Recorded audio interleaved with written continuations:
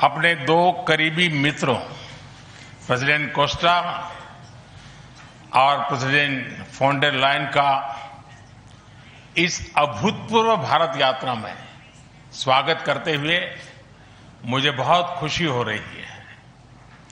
Costa जी अपनी सरल जीवन शैली और समाज के प्रति प्रेम के आधार पर लिस्बन के गांधी के नाम से जाने जाते हैं और उर्सुला जी जर्मनी की पहली महिला रक्षा मंत्री नहीं, यूरोपियन यूनियन कमीशन की भी पहली महिला प्रेसिडेंट बनकर पूरी दुनिया के लिए एक प्रेरणा है। कल एक ऐतिहासिक क्षण था जब पहली बार यूरोपियन यूनियन के लीडर्स भारत के गणतंत्र दिवस समारोह में मुख्य अतिथि के रूप में शामिल हुए। आज एक और ऐतिहासिक अवसर है जब विश्व की दो सबसे बड़ी लोकतांत्रिक शक्तियां अपने संबंधों में एक निर्णायक अध्याय जोड़ रही है। फ्रेंड्स, पिछले कुछ वर्षों में भारत और यूरोपियन यूनियन के संबंधों में उल्लेखनीय प्रगति हुई है। साझा लोकतांत्रिक मूल्यों, आर्थिक सिनर्जी और मजबूत पीपल टू पीपल टाइज के आधार पर हमारी साझेदारी नई ऊंचाइयों तक पहुंच रही है। आज हमारे बीच 180 बिलियन यूरो का ट्रेड है। 8 लाख से अधिक भारतीय यूरोपियन यूनियन के देशों में रह रहे हैं और सक्रिय योगदान दे रहे हैं। हमने स्ट्रेटेजिक टेक्नोलॉजी से लेकर क्लीन एनर्जी, डिजिटल गवर्नेंस से लेकर डेवलपमेंट पार्टनरशिप, हर क्षेत्र में सहयोग के नए आयाम स्थापित किए हैं। इन्हीं उपलब्धियों के आधार पर आज की समिट में हमने समाज के सभी वर्गों को लाभ पहुंचाने वाले कई निर्णय लिए हैं। फ्रेंड्स, आज भारत ने अपने इतिहास का अब तक का सबसे बड़ा फ्री ट्रेड एग्रीमेंट संपन्न किया है। आज 27 तारीख है।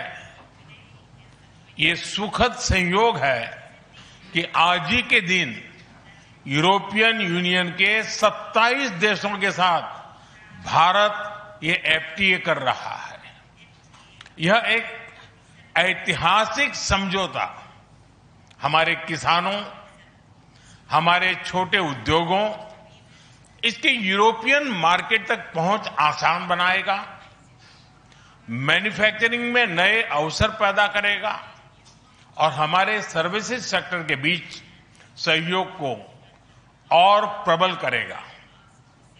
इतना ही नहीं, यह एफटीए भारत और यूरोपियन यूनियन के बीच इन्वेस्टमेंट को बूस्ट करेगा, नई इनोवेशन पार्टनरशिप बनाएगा और वैश्विक स्तर पर सप्लाई चेन को मजबूत करेगा। यानी यह सिर्फ ट्रेड एग्रीमेंट नहीं है, यह साझा समृद्धि का नया ब्लूप्रिंट है।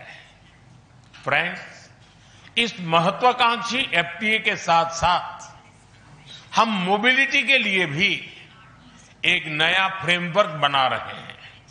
इससे भारत के स्टूडेंट्स, वर्कर्स और प्रोफेशनल्स के लिए यूरोपियन यूनियन में नए अवसर खुलेंगे। साइंस एंड टेक्नोलॉजी में हमारा लंबे समय से एक व्यापक सहयोग रहा है। आज हमने इन महत्वपूर्ण लिंकेजेस को भी और मजबूत करने का निर्णय लिया है।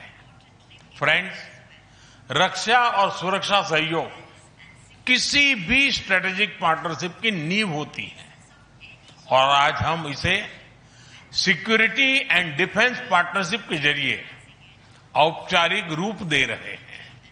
इससे काउंटर टेररिज्म, मैरीटाइम और साइबर सिक्योरिटी में हमारी साझेदारी और गहरी होगी।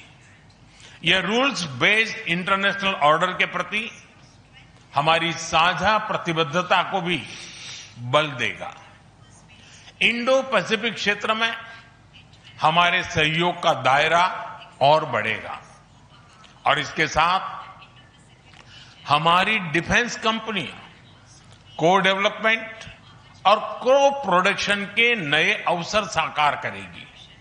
फ्रेंड्स, आज की इन उपलब्धियों के आधार पर हम अगले 5 वर्ष के लिए एक और भी एम्बिशियस और होलिस्टिक स्ट्रेटेजिक एजेंडा लॉन्च कर रहे हैं। एक जटिल वैश्विक वातावरण में यह एजेंडा स्पष्ट दिशा देगा, हमारी साझा समृद्धि को आगे बढ़ाएगा, इनोवेशन को गति देगा, सुरक्षा सहयोग और सुदृढ़ करेगा और पीपल टू पीपल टाइज को और गहरा करेगा। फ्रेंड, भारत और यूरोपियन यूनियन का सहयोग एक पार्टनरशिप फॉर ग्लोबल गुड है। हम इंडो पैसिफिक से लेकर कैरेबियन तक ट्राइलेटरल प्रोजेक्ट को विस्तार देंगे। इससे सस्टेनेबल एग्रीकल्चर, क्लीन एनर्जी और विमेन एम्पावरमेंट को ठोस समर्थन मिलेगा। हम साथ मिलकर आईमैक कॉरिडोर को ग्लोबल ट्रेड और सस्टेनेबल डेवलपमेंट की एक प्रमुख कड़ी के रूप में स्थापित करेंगे। फ्रेंड्स, आज ग्लोबल ऑर्डर में बड़ी उथल-पुथल है। ऐसे में भारत और यूरोपियन यूनियन की साझेदारी अंतर्राष्ट्रीय सिस्टम में स्थिरता को मजबूती देगी।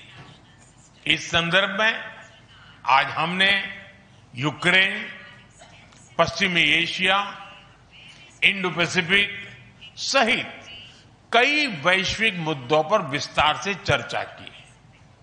मल्टीलेटरलिज्म और इंटरनेशनल नॉर्म्स का सम्मान हमारी साझी प्राथमिकता है। हम एकमत है कि आज के चैलेंजेस का समाधान करने के लिए ग्लोबल इंस्टीट्यूशंस का रिफॉर्म अनिवार्य है।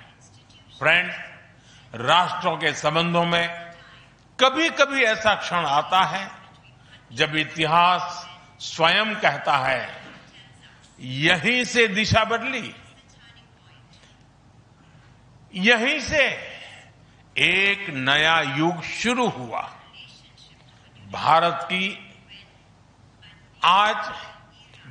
की और यूरोपियन यूनियन की यह ऐतिहासिक समिट वही क्षण है